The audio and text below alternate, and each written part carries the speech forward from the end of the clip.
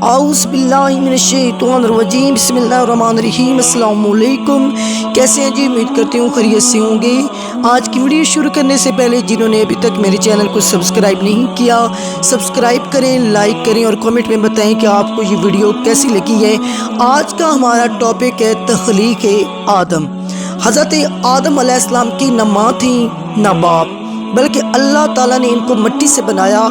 और जब अल्लाह ताला ने आपको पैदा करने का इरादा फरमाया तो हज़रत इस्राईल अलैहिस्सलाम को हुक्म दिया कि ज़मीन से एक मुट्ठी मिट्टी लाएं।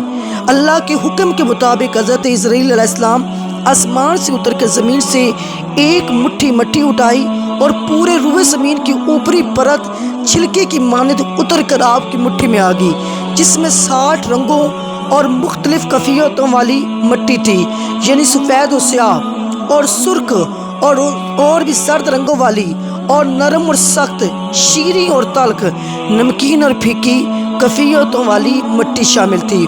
फिर इस मिट्टी को मुख्तलिफ पानियों से गूंदने का हुक्म फरमाया।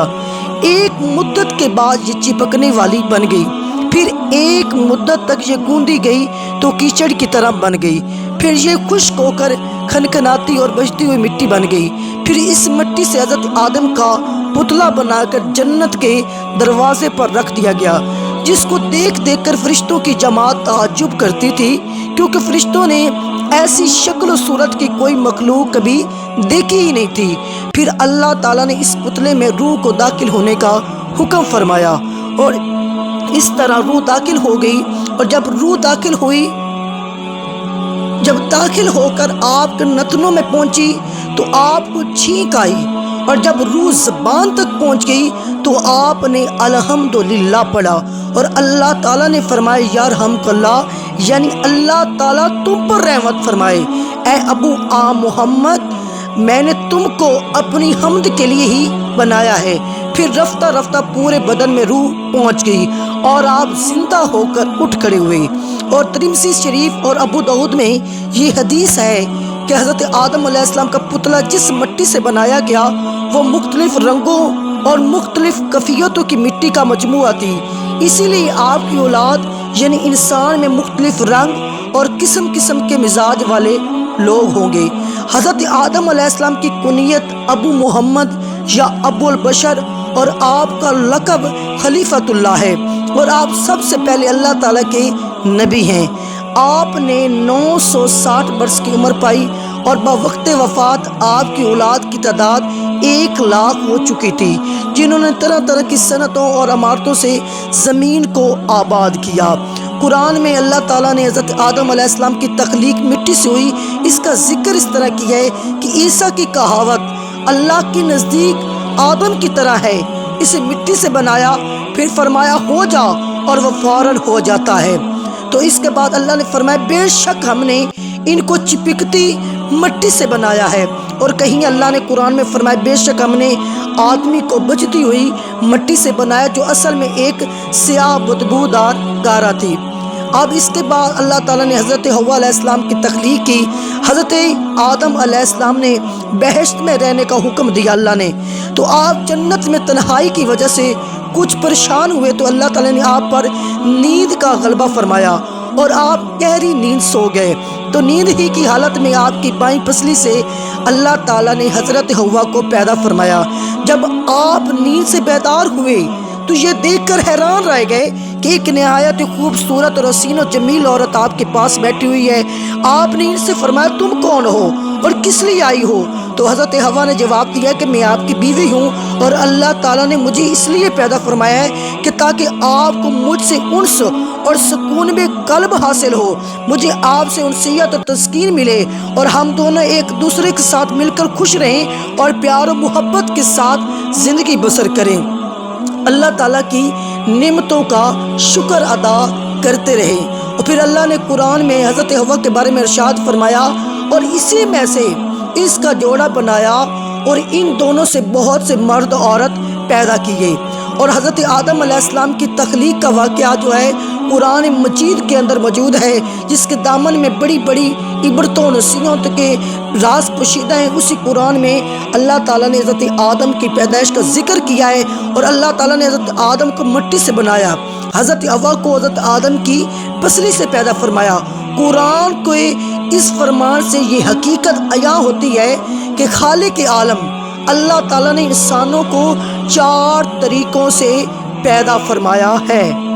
4 طریقے کون سے؟ پہلا طریقہ یہ ہے کہ مرد و عورت دونوں کے ملاپ سے، جیسا کہ عام طور پر انسان کی پیدائش ہوتی ہے، قرآن مجید میں اللہ تعالیٰ نے فرمایا کہ بے شک ہم نے انسان کو مرد و عورت کے ملے جلے نطفے سے پیدا فرمایا ہے۔ اور دوسرا طریقہ یہ کہ تنہا مرد سے ایک انسان پیدا ہوا، اور وہ حضرت حوا تھی۔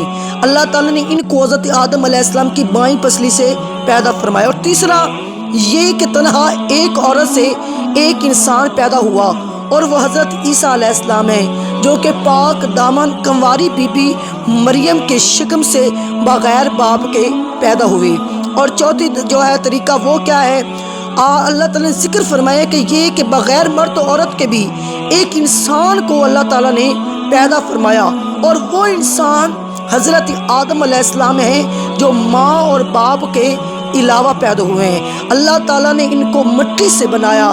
آج لوگ حضرت عیسیٰ کو اللہ کا بیٹا کہتے ہیں کہ بغیر باپ کے حضرت عیسیٰ کیسے پیدا ہو گئے، یہ اللہ کے بیٹے ہیں۔ تو وہ قرآن پڑھ کے دیکھیں کہ اللہ تعالیٰ نے حضرت آدم علیہ السلام کو بغیر مرد اور بغیر عورت کے پیدا فرمایا، اور وہ انسان حضرت آدم ہیں، اللہ تعالیٰ نے ان کو مٹی سے بنایا ہے۔ اللہ تعالیٰ ایسا قادر ہے اور خالق ہے کہ انسانوں کو کسی بھی خاص ایک ہی طریقے سے پیدا فرمانے کا پابند نہیں، بلکہ وہ ایسی عظیم قدرت والا ہے، وہ جس طرح چاہے انسان کو پیدا فرما دے۔ اسی طرح مختلف 4 طریقوں سے اس نے انسانوں کو پیدا فرمایا، اور جو اس کی قدرت اور حکمت اور اس کی عظیم الشان خلاقیت کا نشان اعظم ہے کہ کل شیء قدیر کا مالک صرف اللہ ہے، ہر چیز کا خالق اللہ ہے، ہر چیز کا مالک اللہ ہے۔ جس خالق عالم نے کرسی اور عرش، لوح و قلم، زمین و آسمان کو کن فرما کر موجود فرما دیا، بنا دیا، اور اس کی قدرت کاملہ اور حکمت بالغہ کے حضور خلقت انسانی کی بھلا کیا حقیقت اور حیثیت کیا ہے کہ اس نے پوری کائنات کو کن کہہ کے بنا دیا۔ لیکن اس میں کوئی شک نہیں کہ تخلیق انسان اس قادر کے مطلق کا وہ تخلیقی شاہکار ہے، کائنات عالم میں اس کی کوئی مثال نہیں، اور وہ شاہکار ہے جس کی قسم اللہ تعالیٰ نے خود قرآن میں اٹھائی ہے، کیونکہ وجود انسان عالم خلق کی تمام مخلوقات کے نمونوں کا ایک جامع مرکب ہے۔ اللہ اکبر! کیا خوب ارشاد فرمایا مولا کائنات حضرت علی مرتضیٰ نے کہ اے انسان، کیا تو یہ گمان کرتا ہے کہ تو ایک چھوٹا سا جسم ہے، حالانکہ تیری عظمت کا یہ حال ہے کہ تیرے اندر تمام عالم سمٹا ہوا ہے۔ اللہ تعالیٰ ہر چیز کا علم رکھنے والا ہے۔ ممکن تھا کہ کوئی مرد یہ خیال کرتا کہ اگر ہم مردوں کی جماعت نہ ہوتی تو تنہا عورت سے کوئی انسان پیدا نہ ہوتا۔ اس طرح ممکن تھا کہ کوئی عورت یہ گمان کرتی کہ اگر ہم عورتیں نہ ہوتی تو تنہا مردوں سے کوئی انسان پیدا نہ ہوتا۔ اس طرح ممکن تھا کہ عورت اور مرد دونوں مل کر یہ ناز کرتے کہ اگر ہم مرد اور عورت کا وجود نہ ہوتا تو کوئی انسان پیدا نہ ہوتا۔ تو اللہ تعالیٰ نے 4 طریقوں سے انسان کو پیدا فرما کر عورتوں اور مردوں دونوں کو منہ بند کر دیا کہ دیکھ لو، ہم ایسے قادر و قیوم ہیں۔ حضرت حوا کو تنہا مرد یعنی حضرت آدم کی پسلی سے پیدا فرما دیا۔ اے عورتوں، تم یہ گمان مت رکھو اگر عورتیں نہ ہوتی تو کوئی انسان پیدا نہ ہوتا۔ اسی طرح حضرت عیسیٰ کو تنہا عورت کے شکم سے بغیر مرد کے پیدا فرما کر مردوں کو تنبیہ فرما دی۔ اے مردو تم یہ ناز نہ کرنا، اگر تم نہ ہوتے تو انسانوں کی پیدائش ہو نہیں سکتی تھی۔ اور اللہ تعالیٰ نے حضرت عیسیٰ علیہ السلام کو تنہا عورت کے شکم سے بغیر مرد کے پیدا فرمایا، اور حضرت آدم کو بغیر مرد اور عورت کے مٹی سے پیدا فرما کر عورتوں اور مردوں دونوں کا منہ بند فرما دیا۔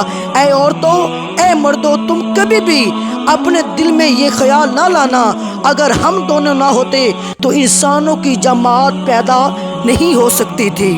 تو اللہ نے فرمایا دیکھ لو، حضرت آدم کے نہ باپ ہیں نہ ماں ہیں، بلکہ ہم نے ان کو مٹی سے پیدا فرما دیا ہے، کیونکہ ان اللہ علی کل شیء قدیر ہے، ہر چیز کا قادر بھی وہی ہے، اور تمام کائنات اس کے قبضہ قدرت میں ہے۔